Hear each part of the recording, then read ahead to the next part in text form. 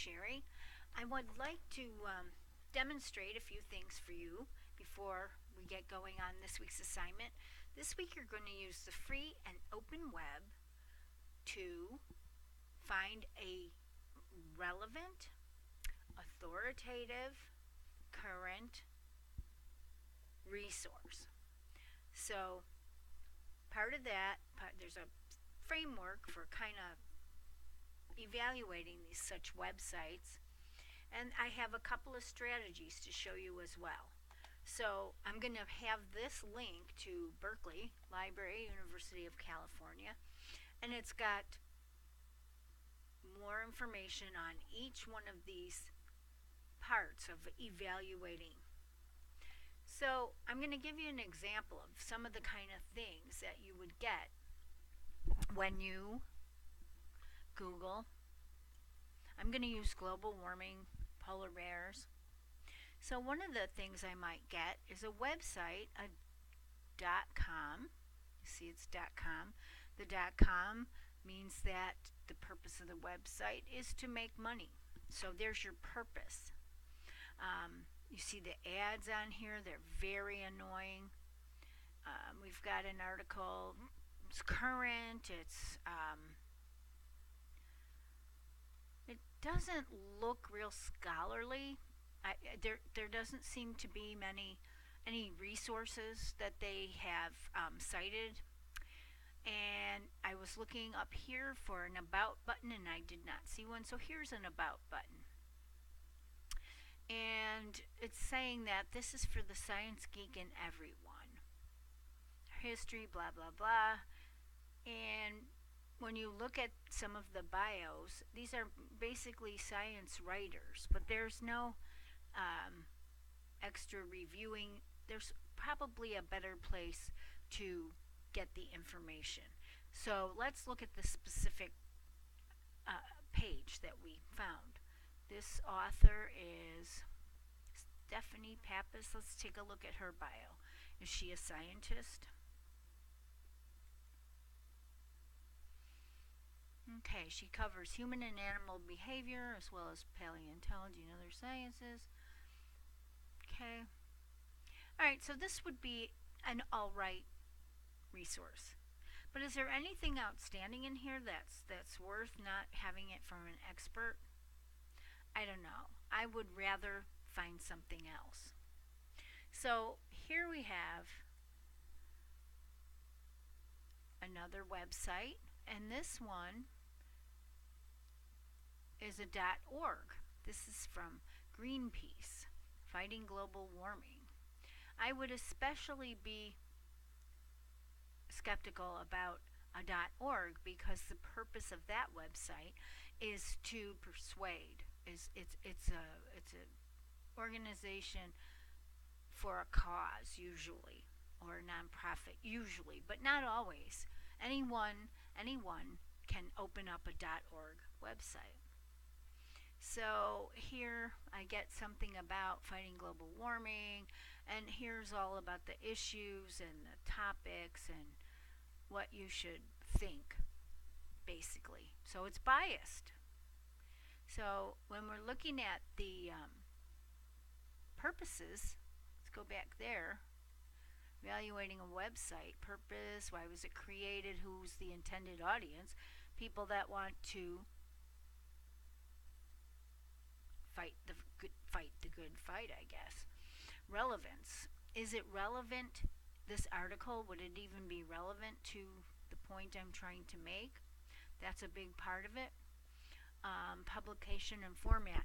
This is going to be tricky. I want you to know what the type of publication it is.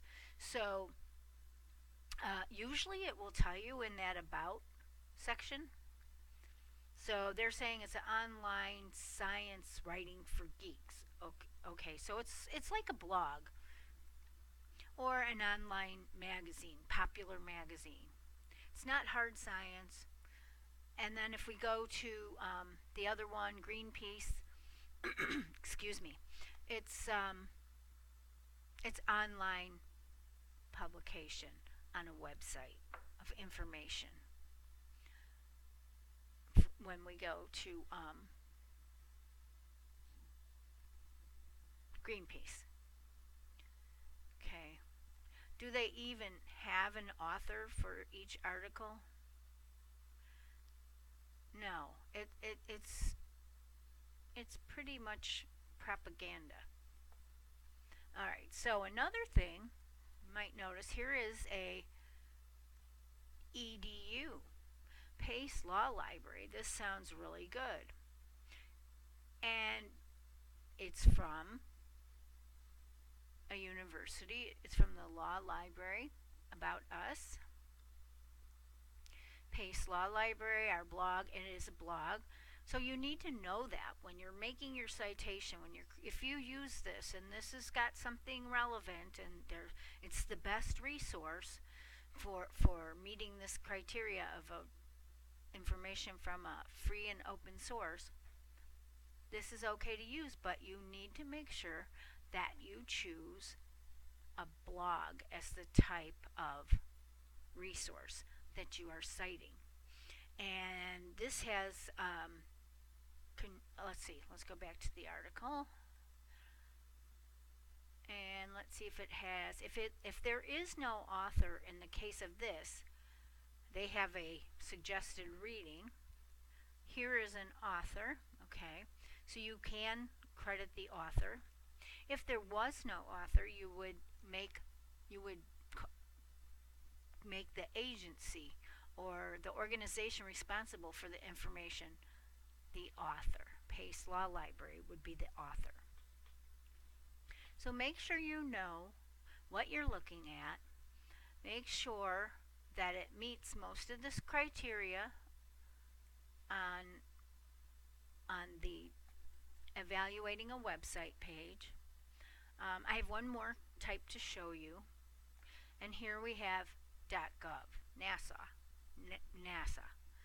So this is explaining, this is a report, and this is a government publication. In this case, and here are resources. You can use this as a resource, and NASA would be the author. So it's like a fact page published for the web. All right, so part of what we're doing is what's the best strategy for finding these kind of things? Well, Google has an advanced search, and it's not the easiest thing to find. You have to type in google.com/advanced search, and you want to search by site or domain. Let's put .edu. There are plenty of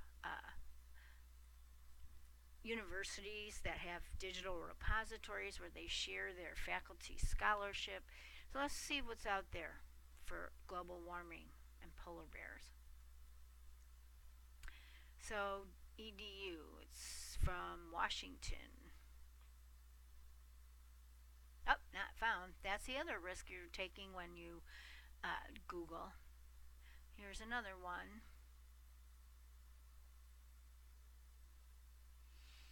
The effect of climate change on polar wildlife. So this seems to be a blog from a university. Don't know if you can see that. From Macaulay University. It's part of the New York system. So that would be up to you. So again, you would want to cite this as the correct kind of page. That's the correct type of resource. WordPress. This is a blog. There doesn't really seem to be too much here. There was another resource that was pretty good.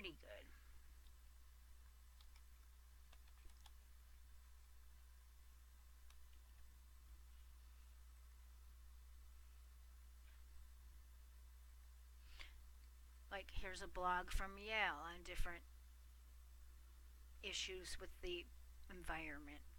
This would be alright, but again, you're going to cite it as a blog. So, go ahead and follow the directions. Look at that website.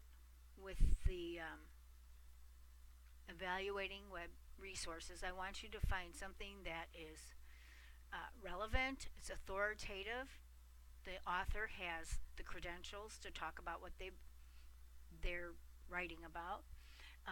The purpose is it's created is for information for the general public or for scholars in the format. That's a big one. Um, you can find peer-reviewed journal articles out there. There may or may not be. I would like you to